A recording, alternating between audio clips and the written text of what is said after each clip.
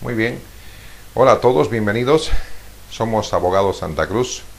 Les saluda Fernando Barrientos Sotomayor para hablar el día de hoy acerca de lo que es el derecho en su implementación de la Ley 439 que ya viene a aplicarse de manera inmediata. Antes de ingresar unas breves consideraciones, recordemos lo que es la lealtad como una obligación de fidelidad que nos une a un sujeto o a un ciudadano, en este caso con el Estado, gobernante, comunidad o a sí mismo. Lo contrario a la lealtad, como ustedes saben, es la traición.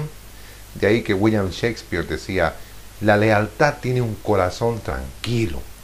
Y Antonio Genovesi decía por su parte, hasta la supervivencia de una banda de ladrones necesita de lealtad recíproca. Ya en materia, la conciliación preventiva es un acto de confianza que ya lo está contemplando de manera amplia y de manera oral y con un personaje especial nuestra nueva legislación. Sin embargo, el artículo 180 del procedimiento aún en vigencia y el artículo 181 lo contemplan en cuanto a la procedencia y como una diligencia previa. ¿Qué quiere decir esto? Que para evitar aquello de la autotutela del derecho o el hacernos justicia por mano propia, tendríamos que acudir a este mecanismo antes de ingresar a una etapa de juicio. Recordemos que en la etapa de la conciliación no pueden conciliar el Estado a través de manera global y el municipio como gobiernos departamentales y tampoco las entidades de beneficencia. Nuestro buen tratadista Enrique Vescovi señala que la conciliación viene del latín conciliato y del verbo conciliare, que significa componer y ajustar los ánimos opuestos entre sí. Como concepto diremos que es un acto preparatorio para el juicio. Tiene por objeto evitar el pleito que alguno quiere entablar. Eso tiene por finalidad el evitar que la persona se desgaste y se pueda llegar a una etapa de mejoramiento y de relación acortando tiempo y dinero. En cuanto a los mecanismos, diremos que la conciliación tiene dos extremos, uno que es voluntario y otro que es obligatorio. Entiéndase el voluntario, el acuerdo de voluntades en virtud del cual las partes quieren avenirse a una determinada situación con el objeto de evitar el ingresar a un juicio. En cuanto a la parte de obligatoriedad, la nueva ley, el Código Procesal Civil, la Ley 439, nos habla de que tenemos la obligación de asistir a un mecanismo de conciliación en dos fases, y hasta en tres inclusive. Primero, diremos que es la conciliación preventiva, como el acto en virtud del cual las partes que tienen una disputa o una diferencia deben acudir ante una persona denominada conciliador con jurisdicción para poder acercarlos y llegar a una solución temprana. No olvidemos que la conciliación, al igual que el arbitraje, tiene como finalidad avenirse, dejar de lado ciertas actitudes, ceder otras para llegar a una solución. En cuanto a su mecanismo, hay dos fases: extraprocesal, que es la que estamos comentando en el momento, y aquella que se realiza intraprocesal, donde ya el conciliador vendría a ser el juez, pero no con ese denominativo, sino como una de las facultades que él tiene para evitar la continuación del proceso. En la parte histórica diremos que en Grecia a los conciliadores se los denominaba temóstetes, y en Roma había un famoso personaje que era el pretor, élite de la Guardia Imperial, que tenía la potestad de actuar como juez móvil, como los jueces móviles, a fin de juzgar la realización de determinados actos en su camino. No bien decía el adagio a través del derecho comercial, transige con tu adversario mientras estás con él en el camino, no sea que te entregue al juez. Y ya en el avance de la historia, en la Edad Media encontramos al pacis acceptor como el conciliador fundamental. Y así fue evolucionando la institución de la conciliación a través del siglo XVII hasta el XIX en Inglaterra y Alemania, donde en 1790 aparece como un decreto dictado por la Asamblea Constituyente de Francia en esas épocas de los albores de la libertad, igualdad y fraternidad. Y más adelante, en 1814, el rey Fernando VII, que recupera su corona, la instituye como una parte de su constitución, como un mecanismo especial de arreglo a las divergencias. Ya una vez declarada esta constitución obligatoria y previa, todo juicio que se podía entablar debería necesariamente filtrarse antes por una etapa de conciliación. Esos son los grandes avances para esa época histórica de la conciliación. ¿Y qué pasa en Bolivia? En Bolivia entramos a una fase de preinstitucionalidad, una fase colonial y preindependiente y por supuesto una fase institucional. 15 años de guerra habían desgastado a nuestro país, a lo que hoy se conoce como Bolivia, quien había absorbido como parte de su mecanismo legal el derecho incaico, las 7 partidas de toro, el fuero juzgo, en una etapa del siglo XVI a 1812, arrastrando todo esto con la misma colonia hasta antes de su independencia. Ya a partir de 1879, con la consagración de nación independiente, entra a ser una especie de derecho transitorio, intermediario, tomando así muy de soslayo la conciliación dentro de lo que se conoce como el derecho nuevo. En 1831, con la implementación de nuestro histórico Código Santa Cruz, se contempla la conciliación voluntaria, que aún está vigente en virtud del artículo 180 hasta nuestros días. ¿Cuál es la naturaleza de la conciliación? La conciliación es como un acto no jurisdiccional, que quiere decir que podemos arreglar antes de ingresar a un litigio. Es equivalente también a jurisdiccional o sustantivo del proceso, porque llegamos a hacer un documento que podemos presentarlo a través del conciliador con la nueva ley 439 y evitar así la realización de un juicio, pero con características de que adopta la situación de que es cosa resuelta. Y también se intenta como una diligencia preliminar y con un procedimiento especial. ¿Cuáles son los fundamentos y los fines? Bueno, el primer fundamento es la conveniencia. Conviene conciliar, conviene evitar el ir a juicio, disminuye un gasto al Estado y disminuye un gasto a las partes. Ya no hay que pagar abogados, ya no hay que pagar una situación, ya no hay que gastar en papeles, ya no hay que gastar en notificaciones, ya no hay que gastar en pasajes, ya no hay que gastar en viajes, etcétera, etcétera, etcétera. Tenemos a continuación algunas diferencias que ustedes van a ir leyendo en pantalla, como la transacción, la conciliación y la mediación, que no son sinónimos y tampoco son antónimos.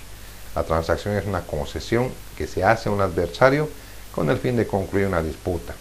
En cambio que la conciliación es, como decíamos, avenirse entre las partes discordes a fin de buscar una salida equitativa mediante una actitud amistosa y haciendo obviamente renuncia de posiciones o antagonismos recíprocos. En cambio que la mediación hay una intercesión, un ruego o un llamamiento a conciliación para que arreglen las partes de manera satisfactoria. Tenemos unos cuadros que ustedes van a ir observando en cuanto a similitudes y diferencias de estas instituciones con otras. Tenemos ahí la conciliación, tenemos la mediación, que pueden observar con sus diferencias. La una no es extrajudicial, la otra es extrajudicial. Tenemos el allanamiento también contra la conciliación, y cuando hablamos de allanamiento hablamos de que es una situación unilateral, en cambio que la conciliación no es unilateral, puesto que tienen que intervenir dos para que exista la conciliación. Tenemos un pequeño ensayo ahí que ustedes lo van a poder hacer. Y entramos ya en materia, la ley 439 o el Código de Procedimiento Civil, el nuevo código. Y ahora, ¿cómo se pinta? Para empezar, el artículo 1 de esta norma nos habla de la oralidad y la transparencia en los siguientes artículos. ¿Qué quiere decir esto? Que a partir de agosto de 2014, de este año, todos aquellos abogados que quieran o sean parte en materia litigiosa van a tener que valerse del arma más antigua del ser humano, la palabra. Y la palabra dicha ya no puede ser recogida, como todos sabemos. Lo que salga de la boca del abogado va a ser lo que va a constar en el acta, en el oído del juez y en la retina de todos aquellos que van a estar presentes en esas audiencias. Por lo tanto, abogados, el llamamiento para todos ustedes es para que podamos estudiar con más ahínco las normas. Ya no habrá ese momento la posibilidad de estar consultando códigos, artículos, sentarnos cómodamente en el escritorio para poder leer y repasar nuestras situaciones. En cuanto a los medios de prueba, tenemos varios principios generales. Uno de ellos es el principio de verdad material, el más importante, en el cual se va a basar la mayor parte de la estantería de la resolución para los jueces.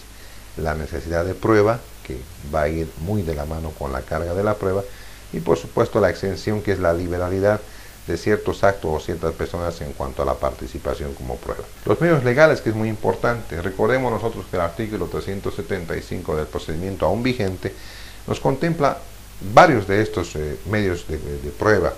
Entre ellos están los documentos, está la inspección judicial o inspección de visu, están las presunciones, que es una facultad atributiva del juez, está la confesión espontánea o provocada, está además el peritaje y por supuesto está la prueba testificada o la declaración de testigos. ¿Qué es nuevo en el artículo 144, inciso o numeral 1 de la nueva ley? la inclusión del elemento reconstrucción de hechos y la prueba por informe. Esos dos elementos constituyen novedad en cuanto a al nuevo Código Procesal. Además de ello, el artículo 144, en el parágrafo 2, nos habla de que también podemos valernos de dos mecanismos interesantes como medios de prueba. Nos referimos a los documentos y firmas digitales y a los documentos generados por correo electrónico. Cuando hablamos de firma digital, podemos utilizar aquellos contratos digitales o cualquier otro de esos que señala la ley de firmas digitales que ya tenemos en nuestro país. En cuanto a la fase del juicio como tal, vamos a irnos a la fase previa o a la etapa preliminar que se denomina. Hemos estado hablando durante estos minutos de la obligatoriedad que se circunscribe al artículo 292. Sí o sí, entiéndase bien, sí o sí tenemos que agotar la etapa de la conciliación previa. Si no hay conciliación previa, el conciliador, valga la redundancia, hará su informe respectivo al juez y este inmediatamente dará lugar a las diligencias preparatorias en base al principio que señala el artículo 305, esto es, ejercitar el anticipo de prueba previa determinación de la legitimación activa de las partes. Ahí va a observar el juez si hay o no hay la legitimación para participar e ingresar a una audiencia preliminar, que ahí le hemos puesto nosotros medida cautelar más o menos, que vendría así. En esa podemos practicar y ofrecer todo lo que viene a ser el bagaje de prueba. Tenemos a continuación un cuadrito de lo que viene a ser el juicio ordinario en el nuevo Código Procesal Civil, donde observamos en una fase inicial la parte de la conciliación en base a partir del artículo 234. Tenemos la demanda que tiene que ser presentada con las formalidades que prevé el artículo 110 al artículo 113. Están los efectos que señala el artículo 116. La citación y emplazamiento que ahora viene a partir del artículo 117 al 122. Y por supuesto, en esta fase tenemos algo importante que ya son los plazos, ¿no es cierto? Y en cuanto a la contestación también. Así que la contestación que prevé el artículo 125, por ejemplo, ahora nos señala 30 días para la contestación, lo que al momento viene a ser 15 todavía. Entonces son cambios importantes que parecen largos, pero que en el camino se van a hacer cortos, porque no olvidemos que esto ya va a ser un juicio oral inmediato, ¿no es cierto? ¿Cuáles son las actitudes de contestación? Tenemos allanarse a la demanda, podemos plantear excepciones y ahora las excepciones vienen en un solo bloque, ya no hay excepciones perentorias, todas se tienen como excepciones previas. Se podrá también asumir una actitud de expectaticia. ¿Qué quiere decir eso? Esperar a ver qué es lo que pasa con el proceso para intervenir en determinado momento. Y por supuesto podemos contestar negativamente y reconvenir a la misma. En cuanto a la producción de prueba, deberá ofrecerse la prueba de acuerdo al artículo 134, bajo la base del principio material, y por supuesto esta prueba se va a producir en el juicio, se va a desarrollar, se va a presentar. El nombre correcto es producir durante la realización del juicio oral. Cerrado esta etapa de prueba, inmediatamente entramos a las providencias y autos para sentencia en base a lo que prevé el artículo 209.